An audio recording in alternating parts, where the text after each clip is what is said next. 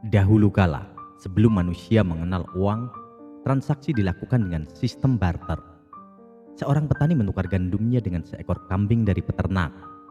Tetapi barter memiliki masalah, kesulitan menemukan orang yang mau menukar barang dengan kebutuhan yang cocok. Kemudian muncullah uang komoditas. Untuk mengatasi masalah ini, manusia mulai menggunakan uang komoditas, barang yang memiliki nilai intrinsik seperti emas dan perak. Bangsa Lydia atau Turki. Bangsa ini adalah bangsa yang pertama mencetak koin emas sekitar tahun 600 sebelum Masehi. Koin ini memiliki nilai tetap sehingga lebih mudah digunakan dalam perdagangan. Kerajaan dan kekaisaran mulai mengadopsi emas sebagai standar nilai.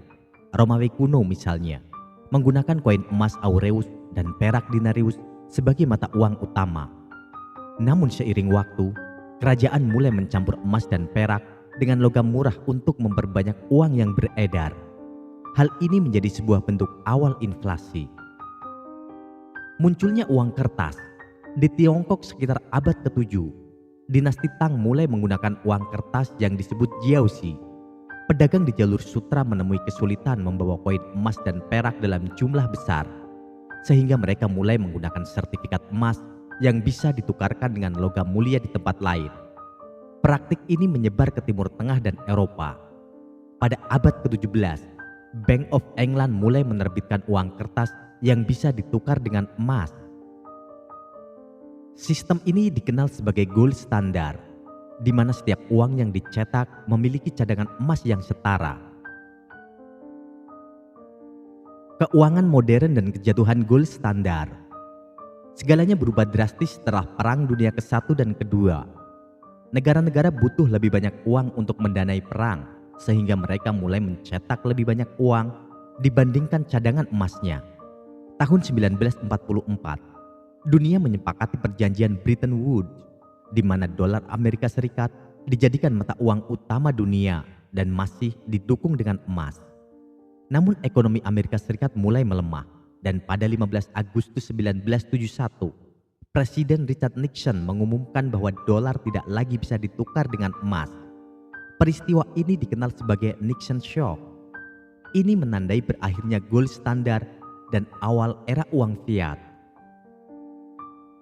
Sejak itu, uang tidak lagi didukung emas atau aset fisik, melainkan kepercayaan terhadap pemerintah. Bank sentral bisa mencetak uang kapanpun diperlukan, yang memberi fleksibilitas, tetapi juga beresiko menyebabkan inflasi dan krisis keuangan. Munculnya cryptocurrency dan masa depan uang. Pada tahun 2009, Bitcoin lahir sebagai alternatif uang fiat. Berbeda dengan mata uang konvensional, Bitcoin tidak bisa dicetak sembarangan dan memiliki jumlah terbatas, mirip dengan emas digital.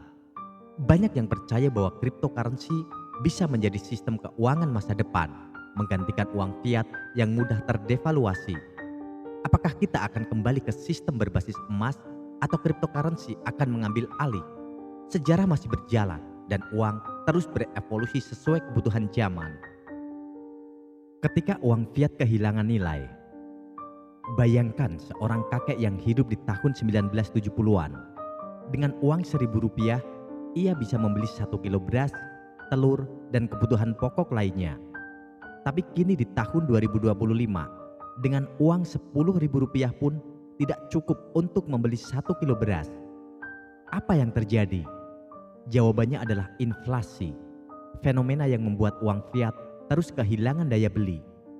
Tapi bagaimana sebenarnya inflasi terjadi? Inflasi bukanlah fenomena baru. Sepanjang sejarah, ketika pemerintah mencetak lebih banyak uang tanpa peningkatan produksi barang dan jasa, harga-harga mulai naik.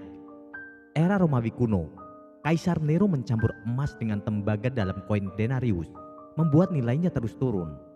Jerman 1920-an, setelah Perang Dunia ke-1, Jerman mencetak begitu banyak uang hingga harga roti naik dari 1 mark menjadi miliaran mark hanya dalam beberapa tahun. Zimbabwe 2008, pemerintah mencetak triliunan dolar Zimbabwe menyebabkan hyperinflasi. Akibatnya, orang membawa uang dalam karung hanya untuk membeli roti. Venezuela 2018, inflasi mencapai 1 juta % karena pemerintah terus mencetak uang tanpa kontrol. Dalam dunia modern, inflasi terjadi lebih halus tetapi tetap merugikan. Bank sentral dan kebijakan moneter. Di era uang fiat, bank sentral memiliki kendali penuh atas jumlah uang beredar.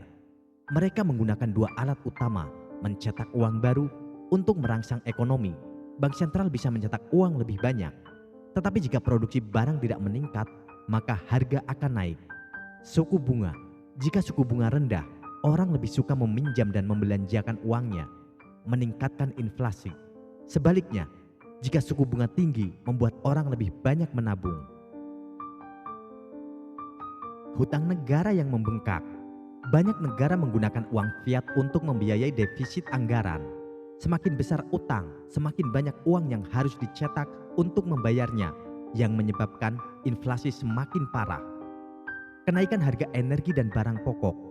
Ketika harga bahan baku seperti minyak naik, harga barang dan jasa lainnya ikut naik.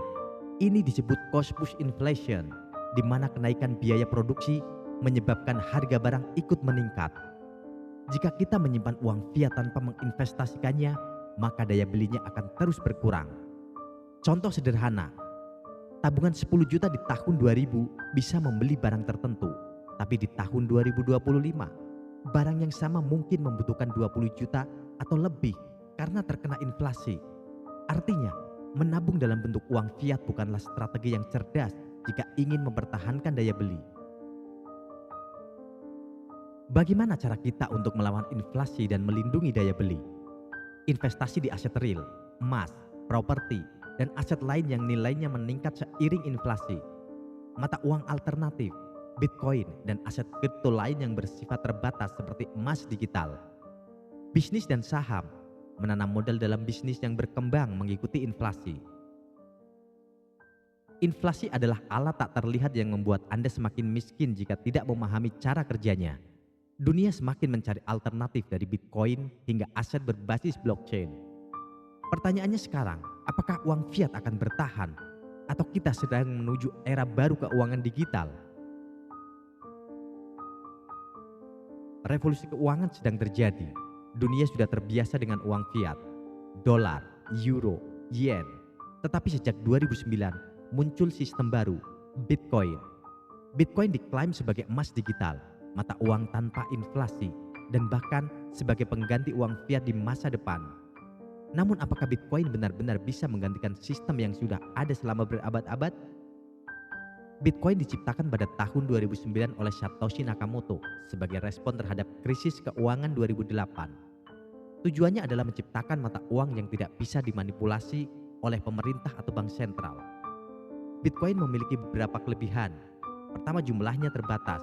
Hanya akan ada 21 juta Bitcoin yang pernah ada, membuatnya kebal terhadap inflasi. Sistem desentralisasi. Tidak ada pemerintah atau bank yang bisa mengontrol Bitcoin. Aman dan transparan. Semua transaksi tercatat di blockchain dan tidak bisa diubah. Akan tetapi Bitcoin juga memiliki kelemahan. Harga tidak stabil. Harga Bitcoin bisa naik atau turun drastis dalam waktu yang singkat. Adopsi masih terbatas. Tidak semua bisnis dan negara menerima Bitcoin sebagai alat pembayaran.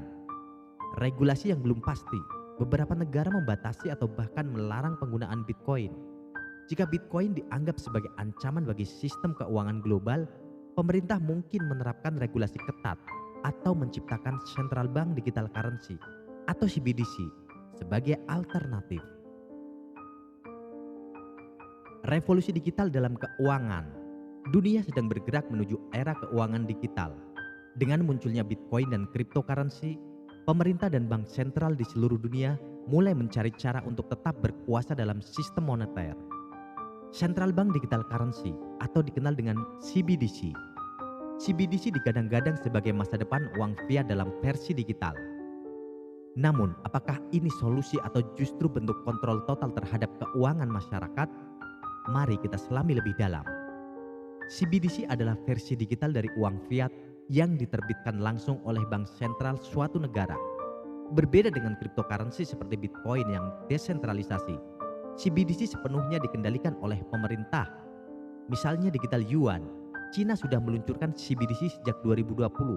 Digital euro sedang dalam tahap uji coba oleh Uni Eropa. Digital dolar Amerika Serikat sedang meneliti kemungkinan penerapan mata uang digital.